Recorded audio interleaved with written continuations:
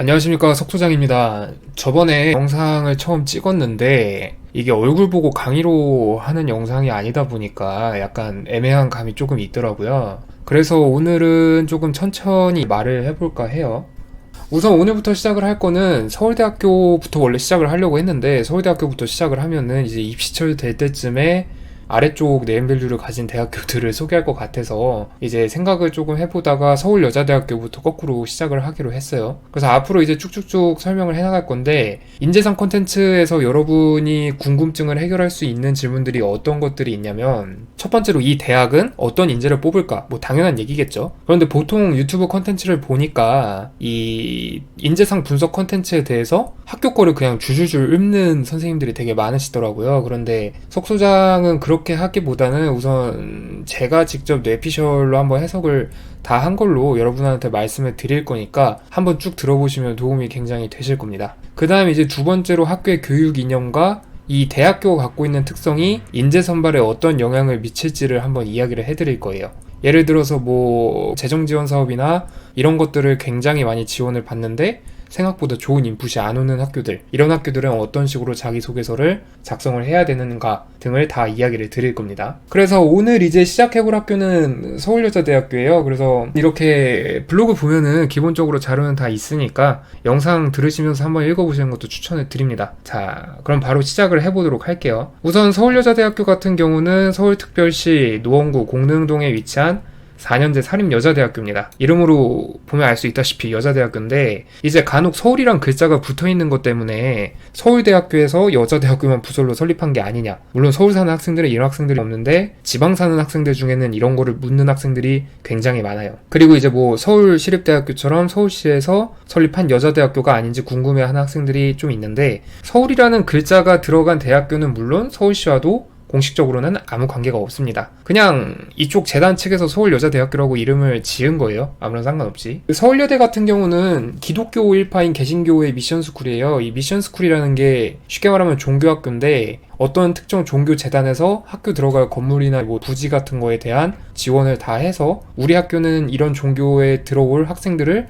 유치를 하겠다, 이런 식으로 해서 교육적 이념과 종교적 이념이 통합돼서 만들어진 대학교예요. 그래서 서울여대 같은 경우는 기독교의 일파인 개신교의 미션스쿨로서 만들어지려고 했었어요. 1923년에 대한예수장로회라고 뭐 예수장로회 교회 같은 거 많이 보셨을 거예요. 1924년에 처음 설립 인가를 신청하였는데, 당시 이제 교육부였던 뭐 문체부라고 하죠, 보통. 문체부에서 이거를 빠꾸를 먹여요. 아직은 너네 대학교 설립할 깜냥이 안 된다, 이렇게 얘기를 하고, 다시 이제 1960년대쯤에 들어서 서울여자대학으로 해서 4개 학과에 대해서 예수장로회 쪽에서 설립 인가를 해달라고 해요.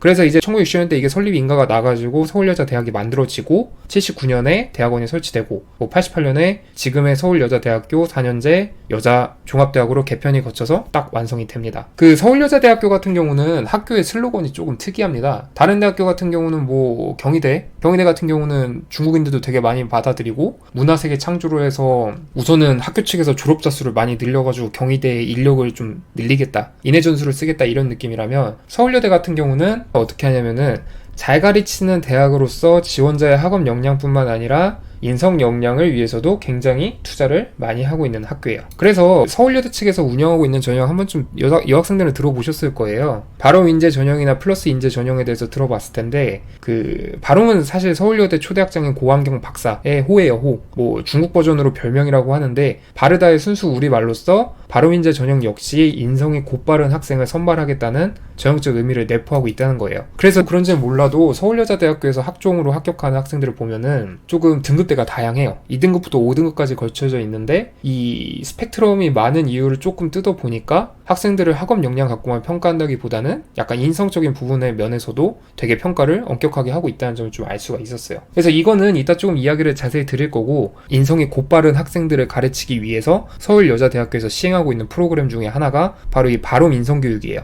바롬 인성교육이 쉽게 말해서 재학생들의 인성 향상을 위해서 서울여자대학교 측에서 운영한 프로젝트 같은 느낌인데, 1학년 때는 뭐 자아정체성 파악, 2학년 때는 공감적 의사소통 능력을 기르고, 3학년 때는 사회참여 주제 프로젝트형 수업으로 구성이 되어 있는데, 바로 인성교육이 조금 웃긴 게 뭐냐면 1학년 때는 3주간, 2학년 때는 2주간 합숙을 해요. 합숙 기간이 포함된 이 수업을 이수를 해야 되고, 이게 1학년 때는 말 그대로 스스로를 좀 자세히 알자 이렇게 들어가는 거고 2학년 때는 본인들이 스스로 터득한 거에 대해서 상대방이랑 이야기를 하면서 서로 공감대를 형성을 해나가는 거예요. 그 다음에 이제 3학년 때 들어서는 1학년, 2학년 동안 배운 거를 토대로 사회적 프로젝트를 해결을 하는 건데 재학생들 중에서는 굉장히 고통을 받죠. 알바도 하다가 다 그만두고 해야 되니까. 그런데 서울여대에 합격한 학생들 중에서는 이 바로민성 교육을 또는 바로민재의 이 내재된 의미나 아니면 바롬이라는 서울여대 측의 교육적 가치를 자기소개서에 어필하는 학생들이 굉장히 많아요. 왜냐?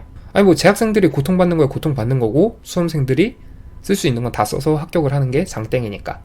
자, 우선 이거는 한번 이제 쭉 살펴봤고 서울여자대학교의 교육이념에 대해서 한번 살펴볼 거예요. 근데 교육이념 같은 경우는 여대가 다 그렇듯이 비슷비슷한 내용으로 구성이 되어 있어요. 전문인의 양성, 기독정신의 함양, 실천인의 육성 이렇게 되어 있는데 서울여대 교육 목적을 한 문장으로 이제 요약을 해보자면 기독교 정신에 기초한 지덕수를 갖춘 여성 지도자의 양성이에요. 근데 정말 이 기독교 정신이라는 거는 미션스쿨, 예를 들어서 뭐 연세대학교나 서강대학교면 다 할 수 있는 말이고 여성 지도자의 양성은 여대라면 다 할 수 있는 말이기 때문에 오늘은 이거를 지역적으로 하나씩 분석을 해본다기보다는 서울여자대학교의 입시 현황이나 아니면 대학교로서의 정체성이 어떻게 되어 있는지를 통해서 이 학교가 어떤 인재를 뽑고 싶어 하는지 이야기를 좀 드릴 거예요. 서울여자대학교 같은 경우는 우선은 대형 대학교는 아니에요. 서울대, 고대, 연대, 서강대도 대형 대학교는 아니고 성대, 한양대처럼 이렇게 막 대규모로 인원을 배출하고 있는 대학교는 아닌데 이 중소형 대학으로서의 생존 전략을 굉장히 잘 세운 학교예요. 학교 자체에서 작지만 강한 대학을 지향하고 있다고 제가 아까 말씀을 드렸는데 재학생들의 교육 역량 투자에 지원을 굉장히 많이 하고 있고 교육부에서도 이를 인정받아서 다양한 재정 지원 사업을 수혜하면서 발전해 오고 있는 대학교입니다. 여기서 보면은 굉장히 많아요. 뭐 2010년 140억, 또 2015년 18억, 2016년 뭐 110억 이렇게 다 선정이 되어 와서 규모에 비해서 굉장히 튼실하게 운영이 되고 있는 학교예요. 물론 여러분 중에서는 저 학교가 그렇게 잘 운영을 하고 있나라고 하는 그런 생각이 드는 학생들도 있을 텐데 그거에 대해서 이제 좀 설명을 드릴게요. 여기 이제 빨간색으로 나와 있는 거 보이시죠? 한 가지 신기한 점은 이런 대외적 성과 지표와 입결 인풋이 굉장히 언밸런스하다는 점입니다. 이게 무슨 말이냐면은 학교 측에서는 되게 잘 운영을 하려고 막 여기서도 지원 받고 투자 받고 또 학생들한테 투자도 많이 하고 이런데 입학생들은 그 학교에서 원하는 인재들이 잘 안 들어오고 있어요. 왜 그러냐면 여러분이 생각하는 그대로 네임밸류가 낮기 때문에 비교적 예를 들어서 뭐 4등급에서 5등급 정도로 고정이 되어 있으면 아 우리 학교는 이런 학생들만 지원을 하는 거구나 라고 해서 입학처 측에서도 그 계획을 좀 쉽게 세울 수가 있어요. 왜냐면은 4, 5등급이 오는 학교에 2등급 학생들의 커리큘럼에 넣어봤자 학생들이 어려워할 게 뻔하니까 뭐 유효 타겟을 쉽게 잡을 수 있다는 의미죠. 그런데 서울여자대학교는 문제가 뭐냐면 스펙트럼이 너무 넓어요. 이게 이제 2018학년도, 2019학년도 해가지고 이 합격자 최종 등록자들의 내신 분포인데 지방에 위치한 대학교가 아니라 서울에 위치한 대학임에도 불구하고 최종 합격자 내신 분포가 2등급부터 6등급까지 골고루 분포가 되어 있는 거예요. 학교 측에서는. 이게 조금 어이가 없겠죠. 서울여대 측이 왜 이런 이미지를 갖고 있냐면은 첫 번째로 이제 단순하게 얘기해보자면 이거예요. 공부를 어느 정도 하는 여학생이라면은 이대, 숙대, 성신여대까지는 당연히 지원해도 너 서울여대 한번 지원해볼래? 물어보면은 쌤 제가 서울여대급은 아닌 것 같은데요? 라고 묻는 학생들이 되게 많아요. 이 학생들은 뭐 내신이 아까 여기 위에 분포에 없었던 1등급 후반대부터 2등급 초반대 학생들. 그런데 네임밸류가 이 투자를 앞지르지 못하다 보니까 좋은 학생들이 안 오는 현상 이런 게 벌어지고 있는 거예요. 그래서 여기 이제 보면은 제가 말을 조금 써놨어요. 서울여대 측에서 생존해 나가고자 선택한 작지만 강한 대학이라는 컨셉 자체가 학생들한테 잘 먹혀들지가 않는다는 의미예요. 재주는 공인 없고 돈은 조련사가 받는다 이런 말이 있잖아요. 서울여대 측이 딱 이런 느낌이에요. 서울여대 측에서 1080도 공중제비를 획획획 돌아요. 내부 퍼포먼스는 되게 좋게. 그런데 학교 측에서 원하는 좋은 손님이 잘 안 오는 거예요. 한마디로 너무 인프라 투자를 많이 하고 있는 거지. 그래서 여러 해 동안 입시를 봤던 입장에서 서울여대를 합격하고자 하는 학생들은 굉장히 조심해야 될 점이 하나가 있어요. 조심이라기보단 꼭 어필해야 될 점이 뭐냐면 서울여대 자기소개서에 서울여대 교육 인프라가 얼마나 훌륭한지 어떤 과정을 통해 서울여대를 알게 되었는지 그리고 이를 통해서 어떤 인재로 성장해 나갈 것인지를 명확하게 기재를 해줘야 합격 가능성을 조금이라도 높일 수가 있어요. 뭐 생각해보면 당연한 얘기예요. 그 서커스단 측에서 훌륭한 곰을 데려와가지고 곰이 심지어 360도도 아니고 1080도 회전을 하고 있어. 그런데 손님이 안 와. 그런 상황에서 손님이 한 명이 딱 왔는데 적절히 지갑도 딸랑딸랑 거리면서 아, 이 서커스단은 정말 훌륭한 서커스단이군요 이렇게 칭찬을 해줘요. 그럼 당연히 단골권 끊어주죠. 그런 느낌이에요. 다만 이제 여기서 이해를 조금 해야 되는 게 여러분이 서커스홀 입장 비용을 낼 만한 여력이 있다는 전제가 필요해요. 이렇게 입시 설명에서 얘기를 하면은 선생님 입장 비용이 등록금 낼 경제적 여유인가요? 이렇게 물어보는 학생들이 있는데 그게 아니라 서울여대에 입학한 이후 성장해 나갈 수 있는 인재로서의 포텐셜을 의미를 하는 거예요. 여러분이 아무리 서울여대의 교육 시스템이나 교육 이념들을 잘 알고 있다 해도 대학교에서 학업을 수행할 능력이 없다고 판단이 되면은 합격은 굉장히 어렵겠죠. 어떻게 보면 당연한 이야기예요. 그래서 이게 지금 서울여대의 골아픈 상황. 그래서 서울여대의 지원을 조금 상향으로 바라보는 학생들은 서울여대의 교육 이념과 시스템을 자기소개서에 정확히 어필을 하면은 여러분이 적합한 인재라는 점을 확실하게 어필할 수 있습니다.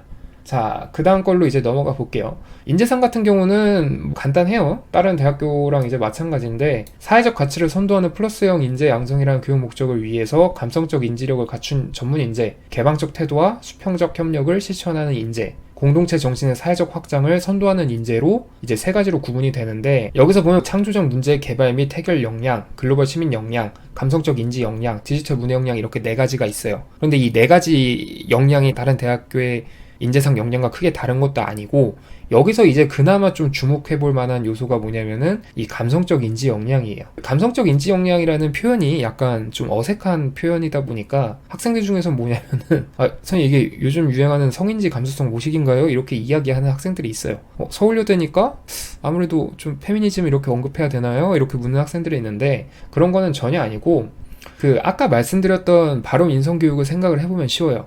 1단계에서는 스스로에 대한 이해도를 높이고 2단계에서는 다른 사람들과 의사소통하며 서로의 문제점을 공유하고 3단계에서는 이거를 4배적 규모까지 키워서 집단의 문제인식 범위를 프로젝트형으로 해결하는 것. 그게 바로 인성교육의 핵심이에요. 요약을 해보자면은 개인이 인지하는 문제인식 범위를 사회적 범위까지 키워나감으로써 이 과정에서 필요한 학문적 지식이나 이념적 혹은 철학적 가치관을 확립하고 이에 필요한 커뮤니케이션 역량을 발휘하여 문제를 해결하는 것이 바로 인성교육의 기본 모델이라고 할 수 있는데 지금 말한 이 역량이 정확히 감성적 인지 역량의 정의예요. 본인 앞에 닥친 문제뿐만 아니라 다른 사람 문제에 대해서 관심을 갖고 공감하고 그런 문제 해결하기 위해서 직접 노력을 해보고 그 과정에서 만약에 첨단 기술이 필요하면 아까 말했던 디지털 문해 역량이 들어가던가 번국가적 의사소통 역량이 필요하다고 하면은 글로벌 시민 역량을 발휘하여 최종적으로는 창의적인 방법을 통해서 사회 문제를 해결할 수 있는 인재, 이게 서울여자대학교에서 원하는 인재상의 핵심이라고 저는 파악을 하고 있습니다. 물론 그 인재상 콘텐츠 할 때마다 제가 말씀을 드릴 거긴 하지만 이거는 제가 임의대로 파악을 한 거기 때문에 여러분이 보기에는 저게 저 의미가 맞냐라는 생각이 들 수가 있어요. 실제로 대학교에서도 저 의미로 이 오피셜을 내린 게 아닐 수도 있고. 그런데 이제 제가 말씀을 드리는 거는 이제까지 서울여자대학교에 합격했던 학생들이 이런 특징이 있더라, 그런 거에 근거를 해서 말씀을 드리는 거라는 걸 여러분도 확실하게 인지를 하고 계셔야 돼요. 가장 마지막으로 서울여대가 원하는 인재를 요약을 해보면 사회적 문제 해결에 관심 갖고 전공 역량 키워나갈 준비가 되어 있는 학생이에요. 추가적으로 거기에다가 아까 말씀드렸듯이 서울여대만의 독자적인 교육 커리큘럼과 교과 과정 등을 언급한다면 합격 가능성을 대폭 높일 수 있다는 거죠. 이 서울여자대학교 인재상을 한번 쫙 들어보시면은 서울여대 발음인재나 플러스 인재든 자기소개서를 어떻게 써야 되는지 감이 좀 잡히실 거예요. 그래서 이 동영상 말고 직접 서문으로 좀 보고 싶은 학생들은 블로그에 찾아오면은 글들이 다 나와 있으니까 한번 읽어보시는 걸 추천드립니다. 감사합니다.